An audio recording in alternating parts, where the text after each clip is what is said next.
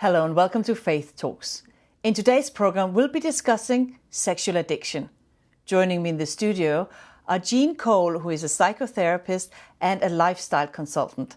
Alongside her is Ray Patrick, who is a 12-step specialist in addiction, as well as an author and many other things. Welcome to the studio today. Thank you. Nice to be here. We're talking today about sexual addiction, but perhaps before we get into talking about that specific addiction, we need to have an understanding of what is addiction. In simple terms, addiction is a human response to unmet needs. In biological terms, one needs to understand that there is a neurochemical exchange in the brain which affects the corpus callosum, which is a part of the brain. And MRI scans show that people who are addicted, there's a specific difference in the way that part of the brain is actually formed and appears on the scans. And of course, there's a clinical definition of addiction, which is compulsive, repetitive behavior, which people appear to have no control over, despite the consequences, and it affects their life, their family life, their work life, their social life, because they spend so much time on it that they just lose total control. Yeah. Ray, somebody who works with 12-step programs, are addictions something, if you're a specialist in addictions, you must see it a lot. Yeah. What are some of the different behaviors that you see acted out with addictive behavior? I mean, many. There's so many different behaviors, and different addictions have behaviors that accompany them. To tag along from what Gina said, words that come to mind are dependency, compulsive, like she said, losing control, and also a lot of self-harm. The nurturing side, which you mentioned, which is gone, or the need for nurturing, manifests itself in different ways. So it doesn't matter what the consequence. The bottom line is I need to have what I need to have in order to deal with that need that I don't have. I was a little bit surprised that you said that the brain changes so much that that is evident. Is that not just when you are addicted to a chemical substance? Or would that go across the line for all addictions? Addictions start when mothers don't have time to attach to their infants. There's some statistics that say some years back, mothers spent 80% of the time with their infant child at home, attaching, connecting, making better, nurturing, helping the child grow up. Today, mothers spend 10 to 15% of the time with that infant child. That is kind of, for me, is mind-boggling, and I don't know how, what we're going to be like in a couple of years' time. But attachment to parents is the important. That's the key. That's where it starts from, or the lack of starts, or the lack of attachment is what. The lack of attachment gives rise to all these unmet needs for safety, for nurturance, for comfort, for even power, empowerment, because we parents empower our kids. It's evident from a lot of data that's out there that the detachment from parents, particularly the mother, at those nurturing ages, will cause that child to seek elsewhere for something to fill that void. Correct. And then once that happens, you find that the child becomes out of control in a specific area of life. Yeah. So today, we're talking on a faith program. We're putting faith in the context, or sexual addiction in the context of faith. And people would ask, why is that? Is it important for us to address addiction in the church? Do we have addiction in the church? Ray, what do you say? I'm laughing. Yes, is the absolute answer. There is addiction in the church. I think that we're in denial, is a word we use in the 12 steps regularly. Right. If we feel that it's not. And I don't mind I hope you don't mind, I can just share a little bit of my personal experience here. I grew up in the church. I would say a long time ago. And all my life I've been in the church and I've been around the church. But at the age of 10 is when I really found out that I was addicted. I didn't know what it was called, but I was introduced by some friends at school to what we call a dirty magazine back then. And we looked at the magazine and we wanted more until it got out of control and we wouldn't even go to class. We would bunk off school just to go look at pornography on videos and everything else back then. But I felt like I had a little control until I got to late teens, and then it was totally out of control. I was in church, baptized.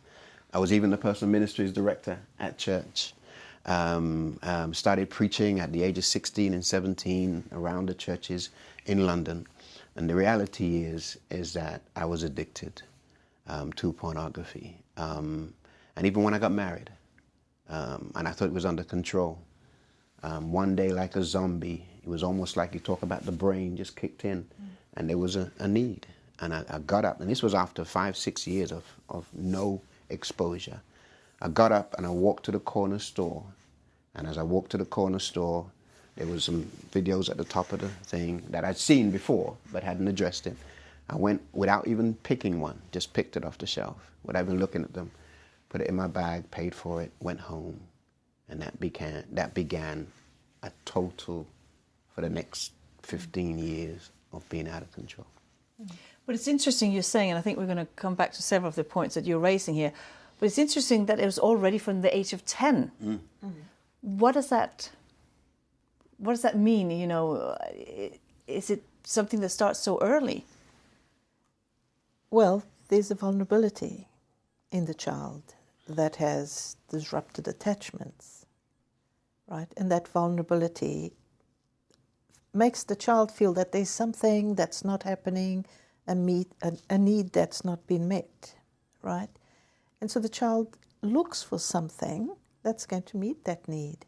There's been some recent research done at a university where 100 students were kind of tested for this. And one of the questions they asked the students was, at what age did you start looking at pornography? And the kids said, before the age of 10, 36% of those were males and 24% of those were females. But it is there. If there's a need that's been unmet, we're going to look for sex, food, more of or less of, because anorexics are also addicted to the fact that they don't have any food, money, what other things? Help me, Ray. Oh, gosh. I think you mentioned all the hardcore ones. Yeah. And I think, you know, that would be surprising probably for many of our viewers, as it has been to me, that it starts already from that young of an age. Because when we're talking about addictions, we tend to think, oh, those are adults, you know, adults who are getting into addictive behavior. But you're actually telling me here that it starts from a child and then it gradually grows. What was it that made you able to stop for 6 years, though? Well, I think, one, I fell in love. And to be honest with you, that love that I'd experienced at that age was so overpowering that it met the need that I really wanted. And it exposed me, after going through counseling, it exposed me to, I started realizing where the detachment came. And it was 2 years before 10 is where the power of the detachment kicked in. But it took until that time to find something that I could fall in love with, basically. But once the love I had was more powerful than that, automatically it took over that until I got to the point where that love became business as usual. And it took me back to a point where it wasn't enough to fill the void. And so I went back now into it, but I went, like the Bible says, 7 more demons. Yeah, I went back hardcore compared to where I was at 10 years old. Yeah, that's one of the points in addiction. Whatever addiction it is, it's never enough. It's like a drug. You take so much, 20 milligrams of whatever drug it is, and then you're going to need 40 milligrams, and then you're going to need 60 milligrams until you spend your whole life just sitting in front of the computer, or just masturbating, or just doing whatever it is that one does, or just shopping.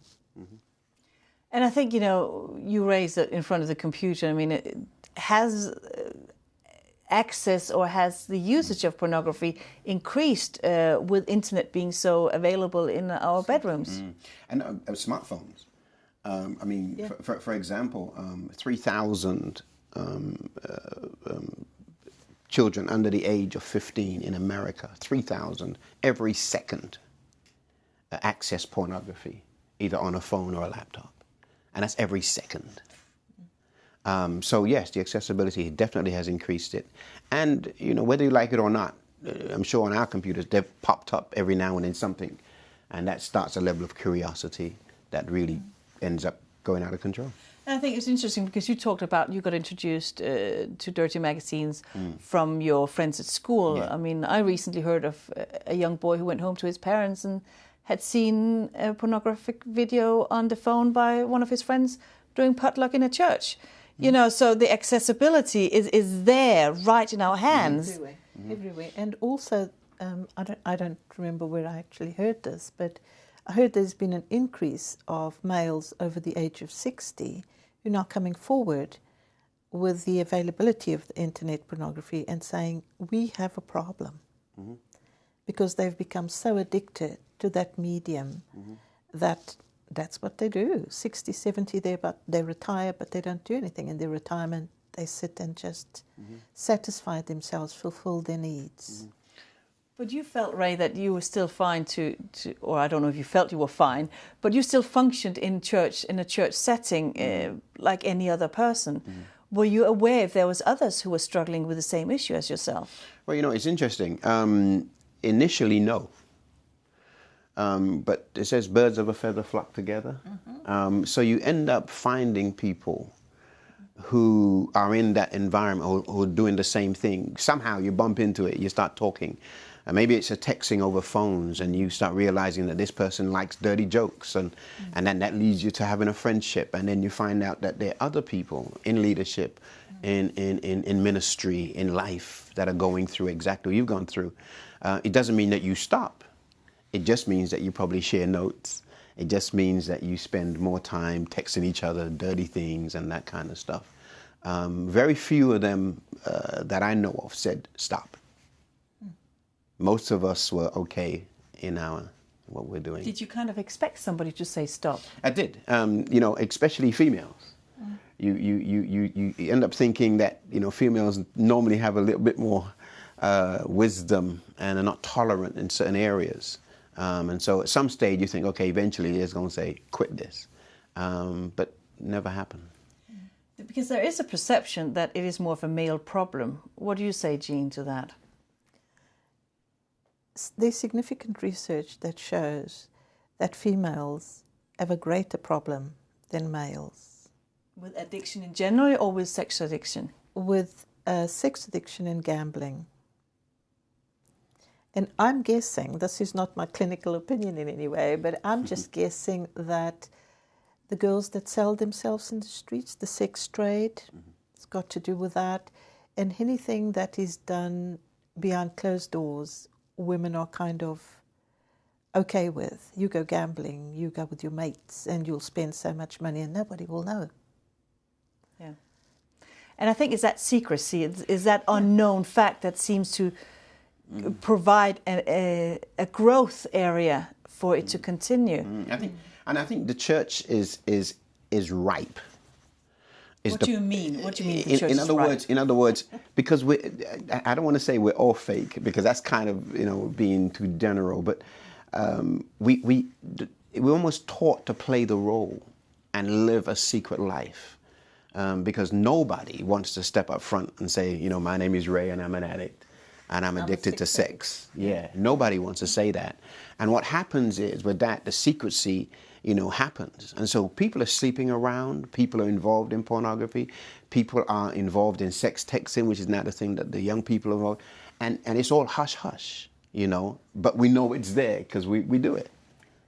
We do know it's there because I visited many churches, and the sexual innuendos that go on between men and women in the church, I sometimes feel they are quite inappropriate.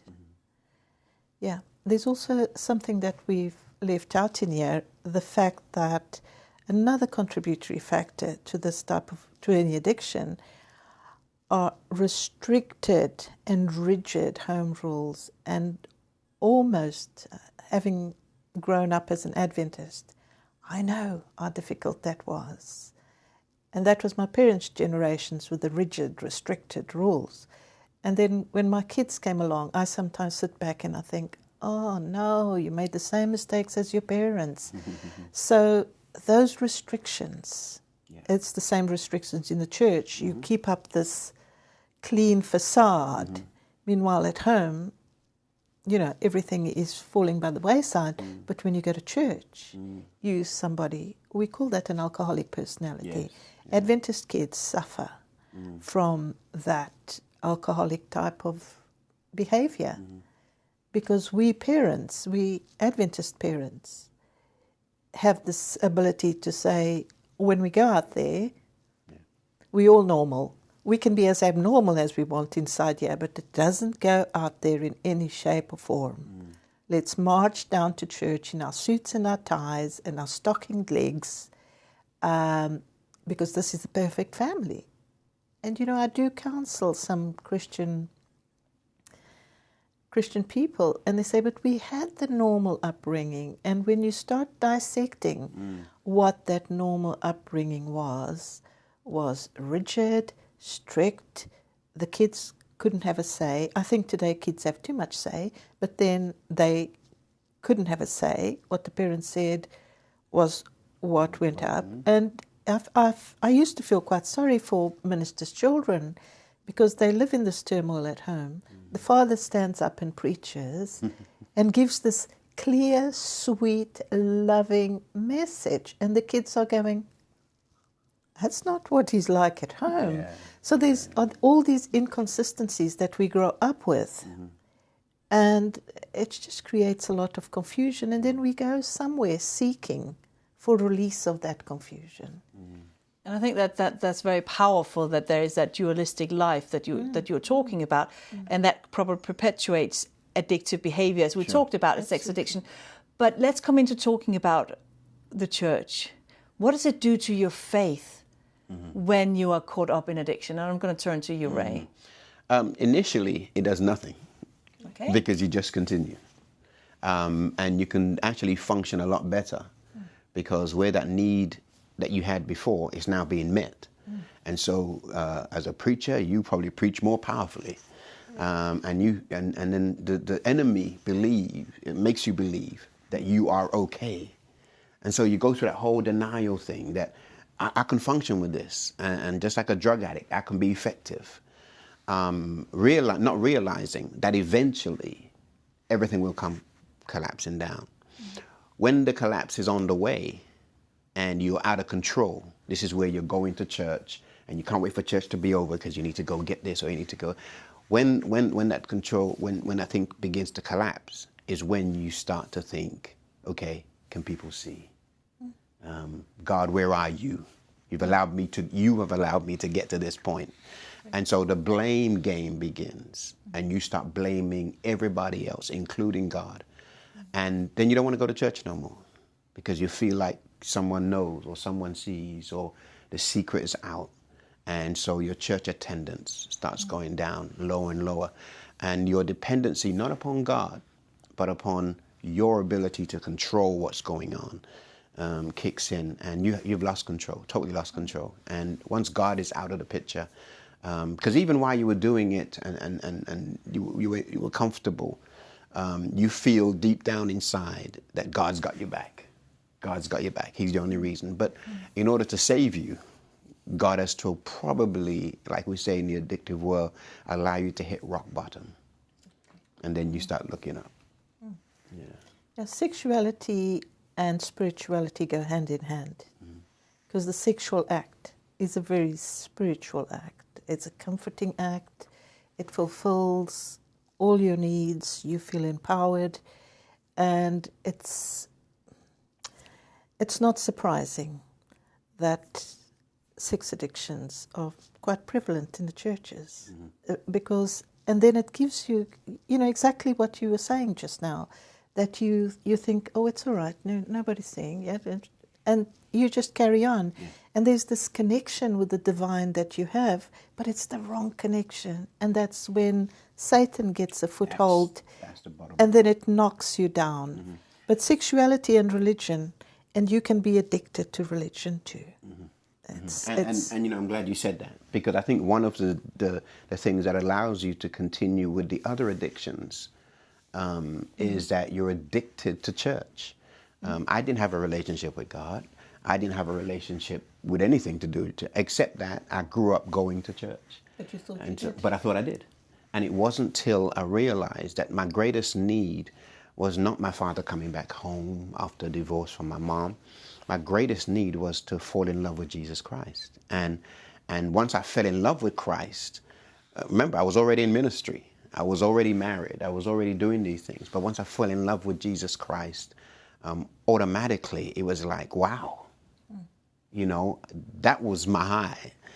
It broke down all the other things. And even my need for wanting to fill any other need. I felt like I could legitimately go to God and say, God, I'm here, help me. But Ray, you've gone from being an addict, a sex addict, as you said and shared on the show here, to actually now lead 12-step programs in addiction. There must have been something between you hitting rock bottom with your pornography addiction to you being a leader in 12-step programs. What helped? What was the process? What were some of the steps in place that you had to go through to come out of it or to come further beyond where you were? Well, the first step is, and we teach this, is to admit that your life is unmanageable.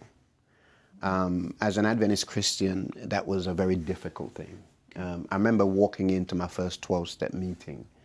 I was living in California at the time, and I walked into the meeting. And when I stepped into the meeting, I looked at everybody else, and they didn't look like me. They looked like addicts that were, gangsters. But I was a minister, and I'm walking into this meeting, and I sat there, and I listened to them, and I thought, oh, no, I couldn't do this.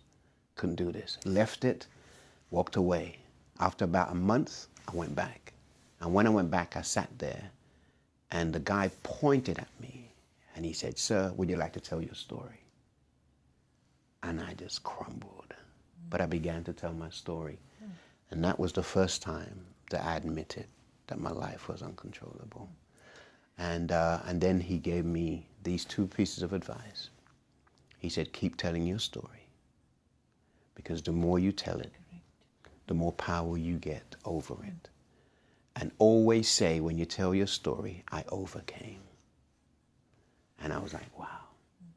And then he said, whatever is empowering you now, don't let it go. And that was Christ.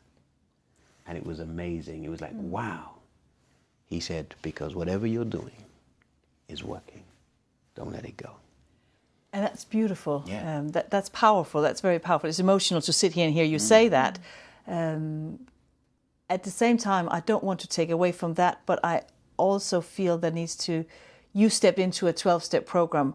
You didn't sit and do this by yourself in your own room. No. You recognized that you needed help from somebody else. And there is a fear from people in churches to actually go into a counseling situation, particularly with something so private in a way as a sex addiction. Should people step forward and come and try to seek help from other people? Other people where?